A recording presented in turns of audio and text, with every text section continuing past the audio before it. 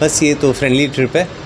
आसाम के बारे में बहुत सारी बातें सुनी थी और उसकी खूबसूरती के बारे में, तो यहाँ मैं आया। 4 दिन की छोटी ट्रिप कर पाया हूँ इस बारी।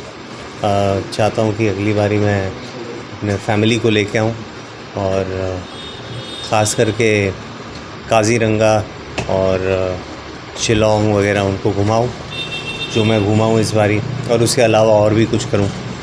तो बस आप सब आसामीज़ लोगों का जो प्यार मुझे मिला है उसके लिए मैं आप सबको आपके चैनल्स के ज़रिए शुक्रिया कहना चाहता हूँ, और अगली बार आऊँगा ज़रूर। कल बिहू डांस किया था, अब कैसा लगा? बिहू डांस किया था, बहुत अच्छा लगा। पहली बार गया। आसाम और गुजरात का सम्मेलन मैंने ही किया। बिहू डांस के साथ मैंने एंड में गरबा भी खेला। असम के चाय के बारे में तो कुछ बोलना चाहिए। चाय के बारे में अब पी के बताएंगे। आपका दोस्त जो है ना, उनमें से क्या उनका खुद का ही चाय का? हाँ, तो ये तो कमाल का है ना, टेस्ट एंड बाय, यहीं पे चाय पीने की सबको। आपका नया फिल्म आएगा कि? हाँ जी, कब आएगा नया फिल्म? नया फिल्म आएगा मई में बोल रहे, आँख में चोली। आप